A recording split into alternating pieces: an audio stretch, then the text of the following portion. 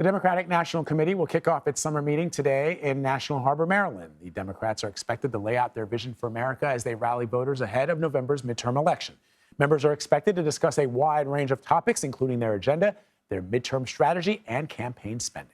CBS News political reporter Aaron Navarro joins us to talk more about this. Aaron, thanks for joining us. So what can you tell us about how and what the DNC is planning ahead for 2024?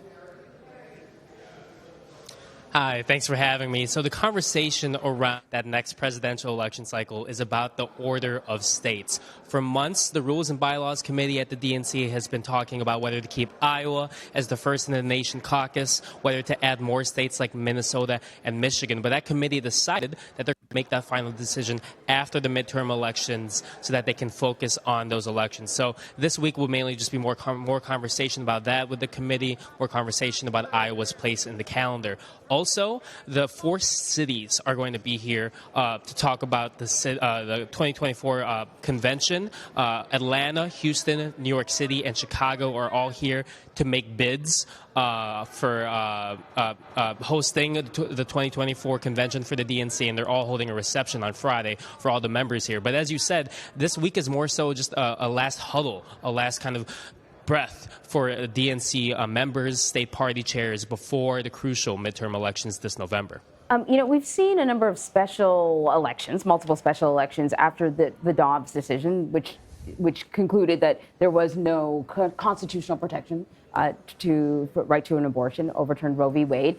There was a feeling that this could galvanize Democratic voters, that they would rally around Democratic candidates in the midterms in opposition to that decision. How are Democrats feeling about the midterms in light of that?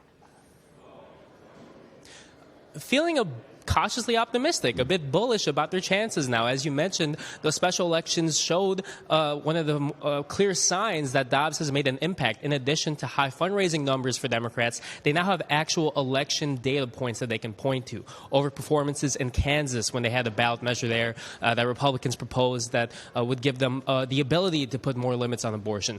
All the special elections that you mentioned, New York's 19th in particular, where you have a Democratic candidate in a battleground seat that campaigned on abortion and what Republicans would do if they regained control of the House and limits that they could place on abortion. So Democrats here and on the ground are feeling cautiously optimistic, especially about holding the Senate. And for the first time in a while are seeing a path. It's a small one, but a path to keep the House. And now that's still in Republicans' favor because of just the small margin Democrats have in that chamber, but definitely feeling a bit better and more energized about their chances when they look at November. So the president, as you know, Aaron, will be speaking to the DNC tonight. It's been really interesting to watch President Biden's role in the midterms.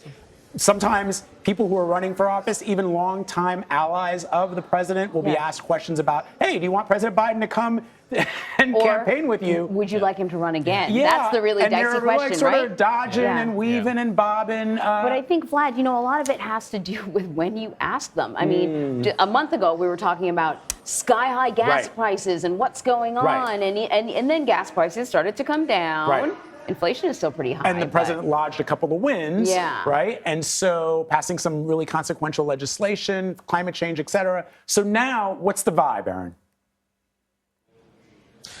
President Biden's role in the midterms has been dictated and defined by Republicans most of this cycle. They've been tying any vulnerable Democrat to President Biden, to inflation, to the high gas prices. Now, as the economy starts to slowly get better, as those gas prices go down, you'll see President Biden with more of his allies and members that he's known for a while. That's why he was in Pennsylvania with Matt Cartwright, a longtime colleague, and campaigning with John Fetterman, Josh Shapiro on the slate there. But then when he went to Wisconsin, right, he was with Governor Tony Evers, but Lieutenant Governor Mandela Barnes, who's the Democratic nominee for Senate, was elsewhere. He was now with Biden. He was in Racine, Wisconsin at another labor event. But that shows, even though that the president's numbers are getting a bit better, some vulnerable Democrats are still weary of being pictured with the president because, as I said, for most of the cycle, President Biden's role has been defined by Republicans this campaign cycle.